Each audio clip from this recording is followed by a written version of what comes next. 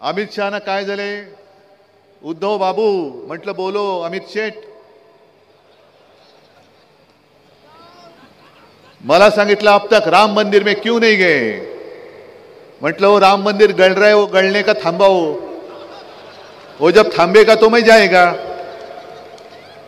तुमची गळकी guarantee, सडकी guarantee, या गॅरंटीला आता महाराष्ट्रामध्ये थारा नाही. आता महाराष्ट्रात मोदी गॅरंटी चालत नाही, महाराष्ट्रात चालते ती शिवसेना प्रमुखांची ठाकरे गॅरंटी चालते. पण वेडी वाकडी म्हणजे ज्याचा या विधानसभेशी संबंध नाही असे सगळे विषय फेकायचे की तुम्ही गांगरून जायचं आणि त्यांना मतदान करून टाकायचं. मला वाटेल ते त्यांनी प्रश्न विचारू दे, मी त्याला उत्तर देईन.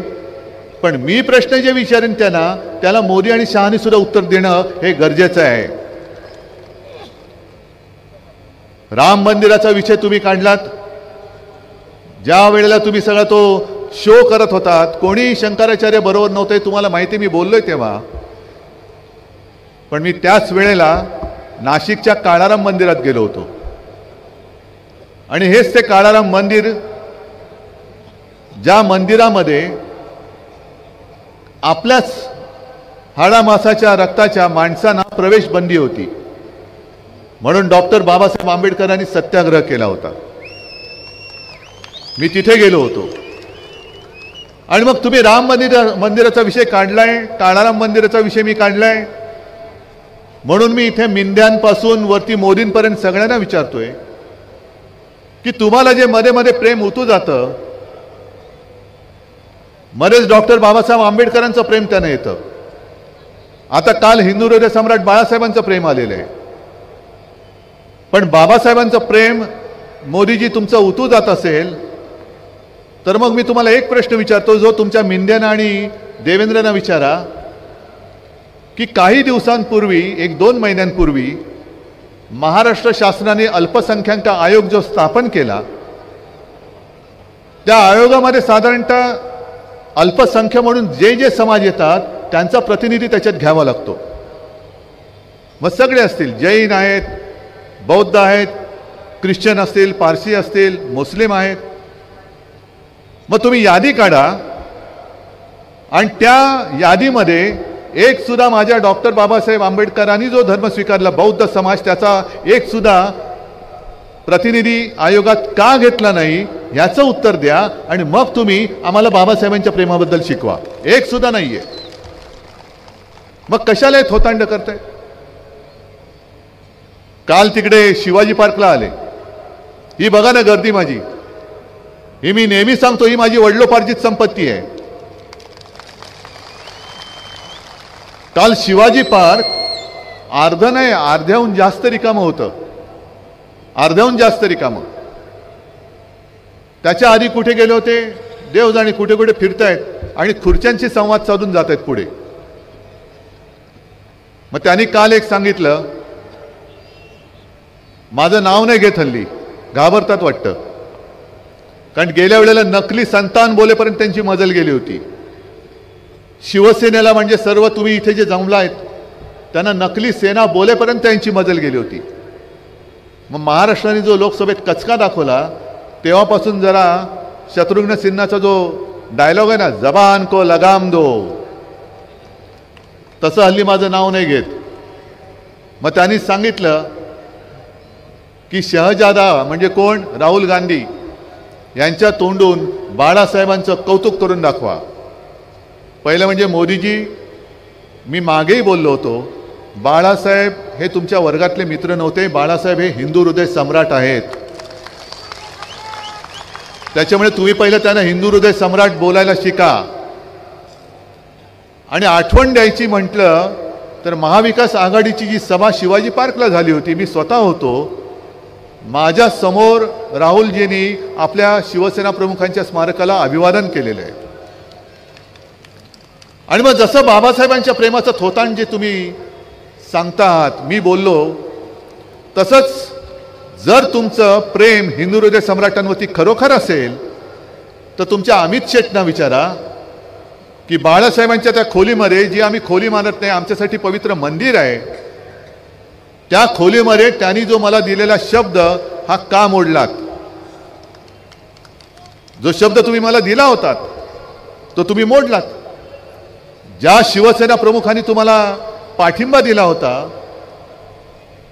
अगदी कठीण काळामध्ये पाठिंबा दिला होता, ती शिवसेना तुम्ही संपवायला का निघालात?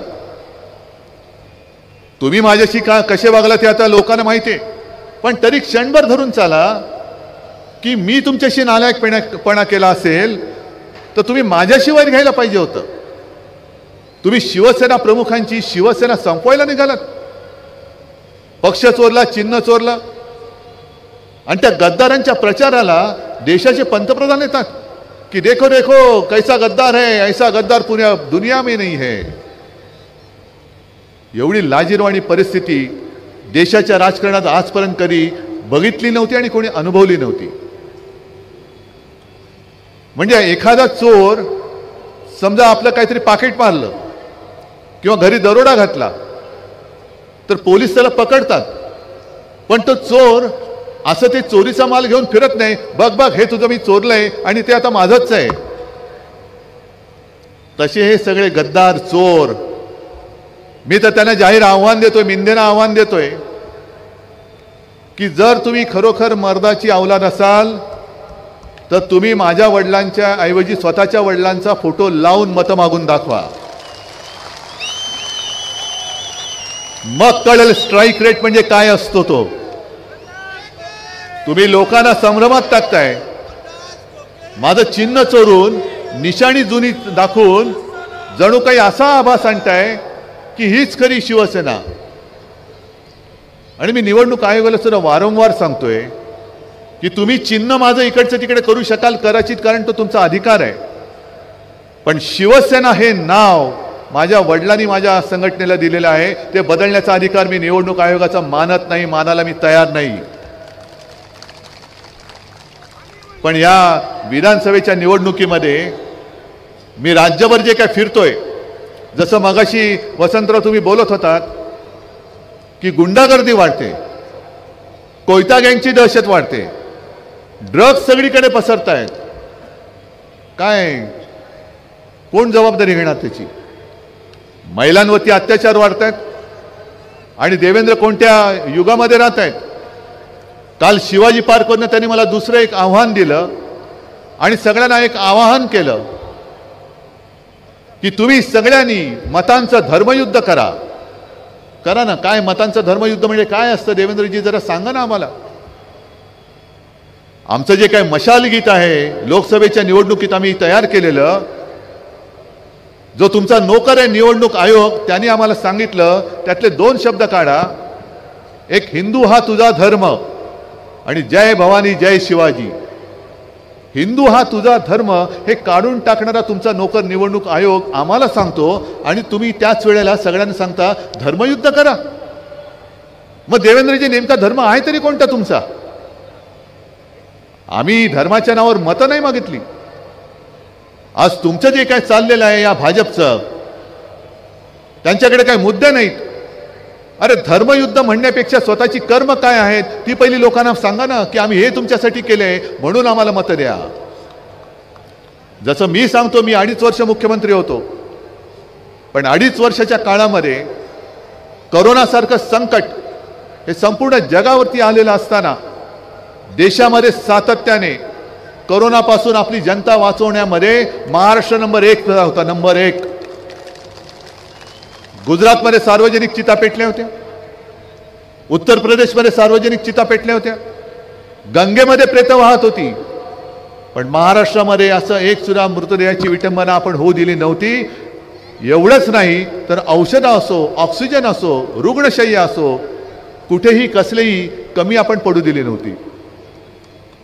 त्या काळात सुद्धा मी शिवभोजन 10 रुपयामध्ये देतोय, अजून चालू आहे की नाही मला माहिती नाही, पण काही काळासाठी मोफत शिवभोजन आपण दिलं होतं. रोजगार आणत होतो. 6.5 लाख कोटीचे सामंजस्य करार आपण महाराष्ट्रासाठी केले होते. आणि त्याही पेक्षा महत्त्वाचं म्हणजे कोणी न मागता मी माझ्या नागपूरच्या पहिल्या अधिवेशनात शेतकऱ्यांना कर्जमुक्त करून दाखवलं होतं. मग असं काहीतरी सांगा. आज महाराष्ट्राने तुम्हाला लोकसभेमध्ये लाथा घातल्यानंतर तुम्हाला बहिणी आहे ते कळलं. लाडकी बहीण का आमच्या कोण लागत नाहीत त्या? बहिणीला नुसते पैसे देऊन नाही चालणार, बहिणीची सुरक्षा करणं हे भावाचं काम असतं आणि ते आम्ही करणार आहोत, आम्ही करतो आहोत. आणि त्यासाठी तर शिवसेना प्रमुखांनी शिवसेनेची स्थापना केली. माझ्या आजोबांचं दसरा मेळाव्यातलं पहिलं भाषण हे आत्ता सुद्धा माझ्या फोनमध्ये आहे आणि त्याच्यात त्यांनी स्पष्ट म्हटलंय की तुमच्या देखत तुमच्या समोर जर आपल्या आया बहिणीची कोणी छेड काढली तर काढकन त्यांच्या कानाखाली आवाज निघाला पाहिजे. ह्याच्यासाठी तर शिवसेनेची स्थापना झाली आणि ती शिवसेना तुम्ही संपून टाकायला निघालात. मी मराठवाड्यामध्ये गेलो होतो, विदर्भात गेलो होतो.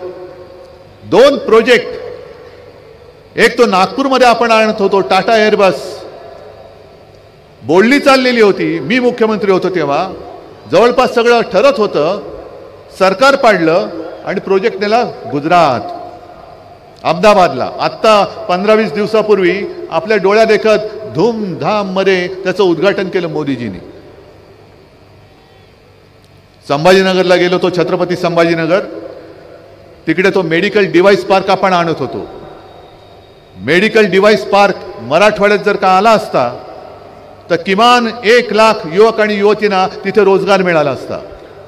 किमान 1 लाख. कुठे नेला? गुजरात.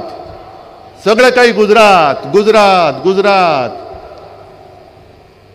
आमचं भांडण इकडे आहे. आम्ही गुजरातचे काही द्वेष्टे नाही आहोत. गुजराती लोकांशी आम्ही काय शत्रू म्हणून बघत नाही त्यांना. पण आमच्या हक्काचं जे काही आहे ते उचलून तुम्ही गुजरातला नेताय आणि परत बेशरमपणाने माझ्या महाराष्ट्राकडे मतं मागायला येत आहे. याला आमचा आक्षेप आहे.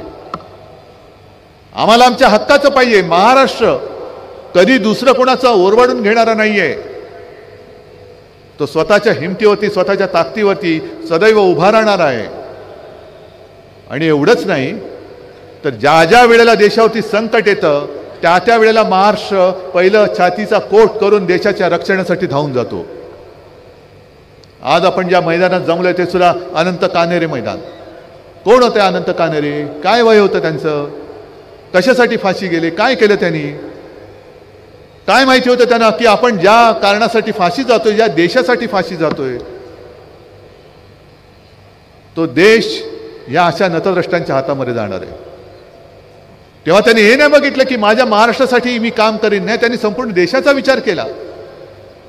मग संपूर्ण देशासाठी आपला बलिदान देणारी माणसं, क्रांतिकारक ज्या महाराष्ट्राने जन्माला घातली, त्या महाराष्ट्राबरोबर तुम्ही असा वैरभाव का करतात? या नाशिकमधनं आजपर्यंत तुम्ही कितीतरी वेळेला भाजपाचे आमदार निवडून दिले. आम्हीच होतो त्यांच्याबरोबर, आपणच होतो त्यांच्याबरोबर.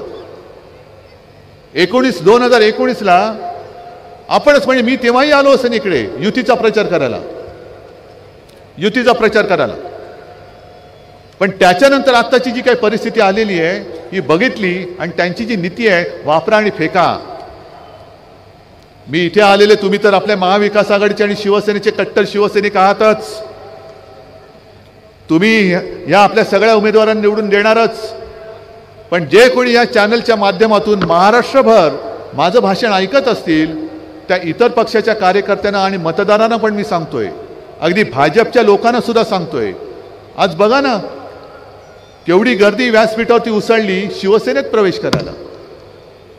मी त्या सगळ्यांना सांगतोय की तुम्ही असाल भारतीय जनता पक्षाचे, तुम्ही असाल कोणत्या मिंद्याचे तर कोणी असूच शकत नाही, अजित पवारांचे असाल, आणखीन कोणी असाल, पण कृपा करून आपला महाराष्ट्र हा गुजरातच्या चरणी जे व्हायला निघालेत त्यांना मत देऊ नका. हे मी जाहीर आवाहन आज तुमच्या माध्यमातून आणि या चॅनलच्या माध्यमातून करतो. ही एक प्रकारे महाराष्ट्राची गद्दारी होईल. जे महाराष्ट्र खतम करायला निघालेत, महाराष्ट्र लुटतायत, त्या महाराष्ट्रद्रोह्यांच्या हातामध्ये किंवा महाराष्ट्रद्रोह्यांना मत देणं म्हणजे ही आपल्या महाराष्ट्राशी केलेली गद्दारी ठरेल. मी माझ्यासाठी लढत नाहीये. अनेक जण विचारतात मला की उद्धवजी तुमच्या अस्तित्वाची लढाई आहे का? म्हटलं माझं अस्तित्व हे ठरवणार आहेत, मोदी शहा नाही. हे जोपर्यंत माझ्यासोबत आहे तोपर्यंत माझं आयुष्य आहे. हे ज्या क्षणी माझ्या डोक्यावरचा हात काढतील त्या क्षणी उद्धव ठाकरे संपेल. पण जोपर्यंत माझ्या अंगामध्ये श्वास आहे, प्राण आहे, तोपर्यंत मी माझा महाराष्ट्र लुटायला देणार नाही. महाराष्ट्राचा घात जो करेल त्याला प्रतिकार करणार म्हणजे करणारच. संपूर्ण महाराष्ट्र आज त्रासलेला आहे, ग्रासलेला आहे अनेक ठिकाणी. म्हणजे मी गेल्या वेळेला पण आलो होतो, लोकसभेची निवडणूक झाली, मोदींची सभा झाली होती. आज सुद्धा ते चित्र माझ्या डोळ्यासमोरून हलत नाहीये. एका शेतकऱ्यांनी उभं राहून मोदीजींना कांद्याविषयी बोललं होतं, काय नजरेने मोदींनी त्यांना पाहिलं होतं आणि त्याला बाहेर काढला गेला होता. म्हणजे शेतकऱ्यांनी त्याच्या विषयाबद्दल प्रश्न नाही विचारायचे, नुसत्यांचं गुणगान गायचं, नुसत्यांचा उदो करायचा. पण आमच्या कांद्याला भाव कधी मिळणार हे विचारणं हा गुन्हा झालेला आहे. सोयाबीनला भाव कधी मिळणार हे विचारणं हा गुन्हा झालेला आहे. कापसाची खरेदी, कापसाला भाव कधी मिळणार, बेकारांना रोजगार कसा मिळणार हे नाही विचारायचं. हे विचारलं तर तुम्हाला आत टाकू, तडीपार करू. जसं तुम्ही माझ्या कार्यकर्त्यांना तडीपार करता आहात, खोट्या केसेस टाकता आहात, आमच्या बडगुजरला तुम्ही त्रास देताय, त्यांच्या मुलाला तुम्ही छळता आहात, सगळी माझ्या शिवसैनिकाची कुटुंब, कशाला माझ्या कुटुंबाला बदनाम करता आहात. आम्ही माणुसकी पाळणारी लोक आहोत, आम्ही शंड नाही आहोत. जर आम्ही तुमच्याशी सुडाने वागायचं ठरवलं तर तुमच्या 10 पटीने आम्ही तुम्हाला संपवण्यासाठी पावले टाकू शकतो. आणि आज पण मी सांगतोय की 10 दिवस थांबा. तुम्ही सगळे मिळून जर तुम्ही सरकार दिलत ना, तर यांच्यावरती जसं आमच्यावरती नसलेल्या केसेस टाकतायत तशा यांची पापं खोदून काढून यांना तुरुंगात टाकून दाखवल्याशिवाय राहणार नाही. आणि मी पोलिसांना सुद्धा सांगतोय की तुम्ही भाजप आणि मिंद्याचे नोकर नाहीत, तुम्ही जनतेचे नोकर किंवा सेवक आहात. तुम्ही तुमच्या वर्दीचा अपमान होईल असं वागू नका. सरकार येत असतं, सरकार जात असतं. उद्याचं सरकार आहे आमचं आहे, उद्याचं सरकार आहे आमचं आहे. त्याच्यामुळे त्यांची मस्ती, ती मस्ती उतरवायला हा जनसमुदाय हा तत्पर आहे, तो उतरवेल त्यांची मस्ती. पण नंतर तुम्हाला आमच्या सरकारमध्ये काम करावं लागणार आहे. आज सुद्धा काही ठिकाणी काही झकाझकी झाली, मारामारी झाली. ऐन मतदानाच्या दिवशी सुद्धा एवढ्याची शक्यता आहे. कारण माझ्या कानावर जे आलंय ते म्हणजे असं आहे की मतदानाच्या दिवशी जिथून शिवसेनेचे मतदार उतरणार आहेत तिकडचं मतदान स्लो करा, तिथे मतदान जास्त होऊ देऊ नका, अशा सूचना आतापासून जायला लागलेल्या आहेत. पण याद राखा, असं जर का आडकाठी करण्याचा प्रयत्न केला मग निवडणूक राहील बाजूला. आणि भाजपला मी आव्हान देतोय, हिम्मत असेल तर पोलीस बाजूला ठेवा आणि समोरासमोर लढा. आमची दोन्हीची तयारी आहे. निवडणूक लढायची, निपक्षपातीपणाने लढा. तुमचा ईव्हीएमचा घोटाळा त्याच्यात करू नका, आमच्या मतदारांना अडवू नका. आणि मग निपक्षपातीपणाने निवडणूक झाल्यानंतर जो जनता कौल देईल तो आम्हाला मान्य आहे. जर जनतेने आम्हाला सांगितलं घरी बसा, आम्ही घरी बसायला तयार आहोत. आणि तुम्हाला सांगितलं घरी बसा, तुम्हाला घरी बसावं लागेल. आणि मैदानात लढायचं असेल तर शिवसेना प्रमुखांचे शिवसैनिक हे आज सुद्धा तयार आहेत. पण तुम्ही तुमचं मग ED, income tax, CBI, police हे मध्ये आणू नका. त्यांना कॉमेंट्रेटर म्हणून तिकडे बाहेर ठेवा आणि करा या मैदानामध्ये. बघतो तुम्हाला. आमच्या लोकांना धाक दाखवताय, आमच्या लोकांना पैसे देऊन फोडताय. पण जे जे गद्दार म्हणून तिकडे गेलेले आहेत त्या गद्दारांना सांगतोय, अरे गद्दारांनो तुम्ही गेलात, आमच्यावरती उपकार केले. कारण आता अनेक नवीन तरुण हे तुमची जागा घेऊन तयार झालेले आहेत लढाईला. आणि मी बऱ्याच वेळेला जे बोलतो की झाडावरची जुनी सडलेली पानं ही झडलीच पाहिजेत. ती झडल्यानंतर पुन्हा नवीन कोंब उगवतात. तसं आज माझ्या शिवसेनेला ठिकठिकाणी कानाकोपऱ्यात नवीन कोंब उगवलेले आहेत. जुनी पानं सडून गेलेत, जी सडलेत ती झडून गेलेत. आणि झडलेली पानं ही जर का आम्ही पुन्हा चिकटवत बसलो तर मग ते झाड कधीच बहरणार नाही. हे बघा ना कसं बहरून आले. हे खरं शिवसेनेचं काम आहे. हे शिवसेना प्रमुखांची पुण्याई माझ्या मागे उभी आहे. मोदीजी तुमच्या लक्षात नाही येणार. काल ते जे बोलले की शिवसेनेचा रिमोट कंट्रोल काँग्रेसच्या हातात दिलेला आहे. अहो तुम्हाला तो रिमोट कंट्रोल हातात घ्यायचा होता आणि 25-30 वर्ष आम्ही तुमच्या सोबत होतो. आमचा रिमोट कंट्रोल तुमच्या हातात नाही गेला तर मी काय तो काँग्रेसच्या हातामध्ये द्यायला काय वेडा आहे की काय? काँग्रेस आणि आम्ही सोबत जरूर आहोत, जसं तुम्ही आम्ही होतो. उद्धव ठाकरेने म्हणे शिवसेनेची काँग्रेस केली. अरे भाजपा नाही होऊ दिली तर मी काँग्रेस कशी काय होऊ देणार? पण यांनी गद्दारी करून सरकार का पाडलं? कारण यांना महाराष्ट्र लुटायचा आहे. होय, मी स्पष्ट बोलतो. हा आरोप नाही, ही सत्य परिस्थिती आहे. कारण जर का तुम्ही बघितलं, बऱ्याच सभेमध्ये मी बोललेलो आहे, जर विधिमंडळाकडे आपण पाहिलं, महाराष्ट्र शासन म्हणून पाहिलं, तो जो गद्दार डोक्यावरती तुम्ही बसवलात मुख्यमंत्री म्हणून, तो ओरिजिनल शिवसेना पक्षाचा.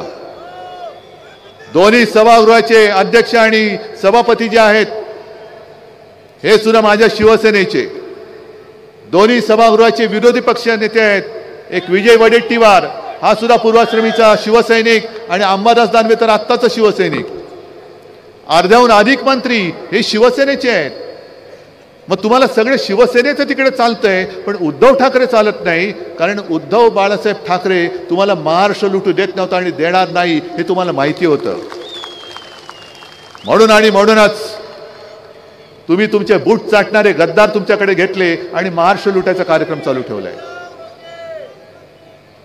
आपण जे काय करतो आहोत, मी कालच्या संभाजीनगरच्या सभेत सुद्धा सांगितलं की स्वतः शिवसेना प्रमुखांना शाळेची फी भरायला पैसे नव्हते म्हणून 7वी मध्ये शिक्षण सोडायला लागलेलं. माझ्या आजोबांना म्हणजे प्रबोधनकारांना सुद्धा साधारणतः 6वी-7वी मध्येच शिक्षण सोडायला लागलेलं, कारण पैसेच नव्हते घरामध्ये. आता सुद्धा अनेक शेतकरी असे आहेत, अनेक गोरगरीब असे आहेत की त्यांना मुलांना शिकवायचंय, मुलांना शिकायचंय.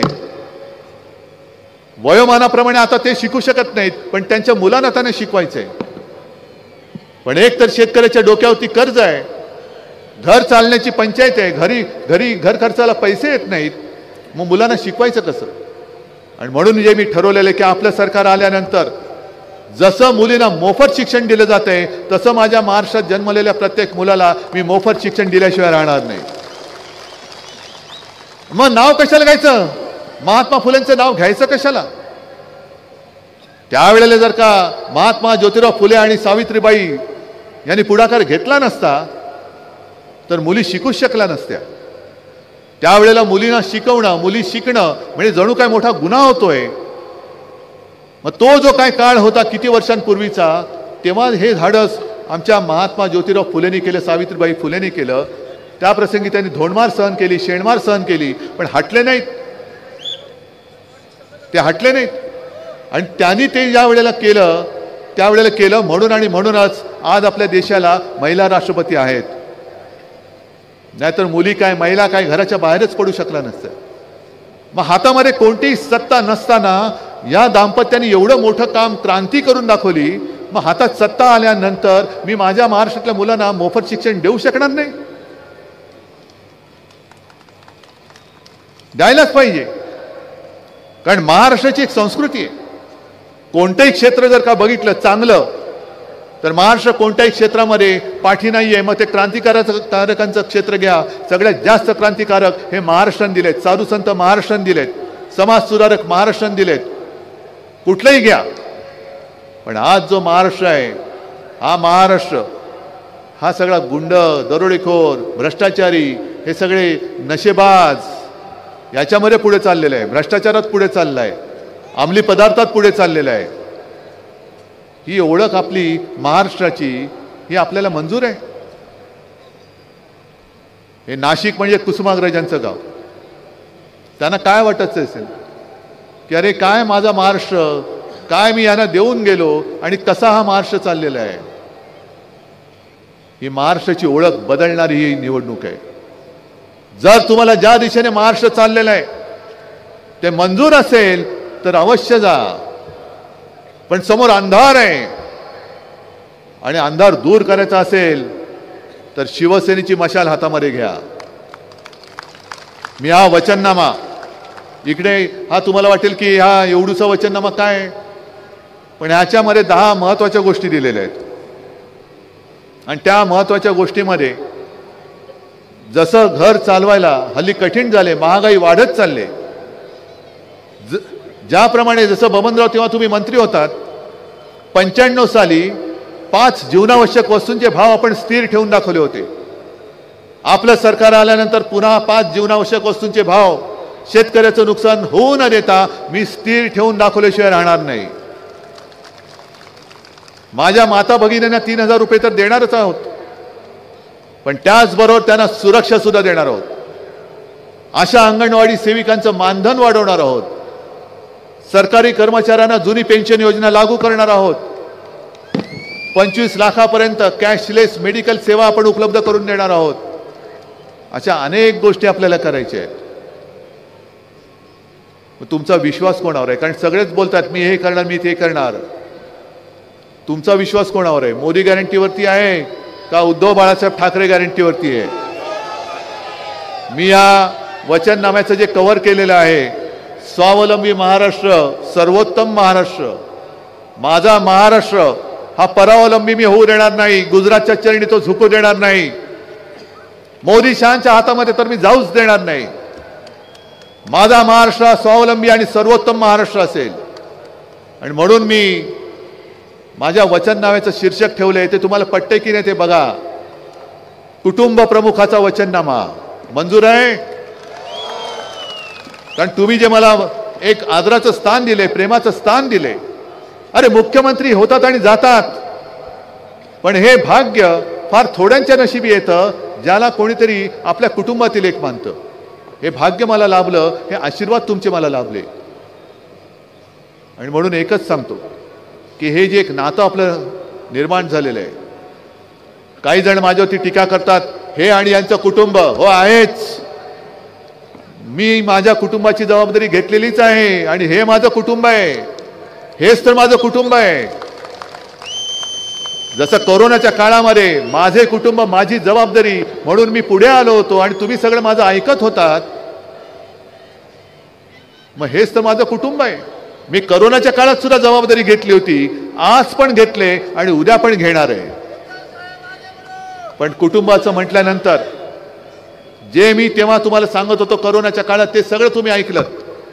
त्याच नात्याने मी आज तुम्हाला सांगतोय, तमाम जनतेला सांगतोय की तुम्ही कोणत्याही पक्षाचे असाल, पण जो महाराष्ट्राचा घात करायला निघालाय, जो आपला महाराष्ट्राचा गुजरात करायला निघालेला आहे, अशा कोणत्याही उमेदवाराला मत तुमचं मिळता कामा नये, मत जाता कामा नये. प्रत्येक मत हे तुमच्या भविष्यासाठी आणि आपल्या महाराष्ट्रासाठी त्या 20 तारखेला पडलं पाहिजे. मंजूर आहे?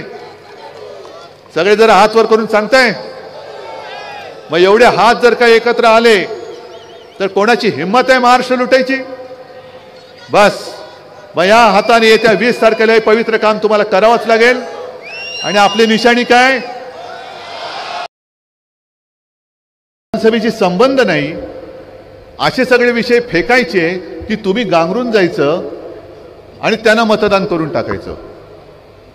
मला वाटेल ते त्यांनी प्रश्न विचारू दे, मी त्याला उत्तर देईन, पण मी प्रश्न जे विचारेन त्याला मोदी आणि शहानी सुद्धा उत्तर देणं हे गरजेचं आहे. राम मंदिराचा विषय तुम्ही काढलात, ज्या वेळेला तुम्ही सगळा तो शो करत होतात, कोणी शंकराचार्य बरोबर नव्हते, तुम्हाला माहिती, मी बोललोय तेव्हा. पण मी त्याच वेळेला नाशिकच्या काळाराम मंदिरात गेलो होतो.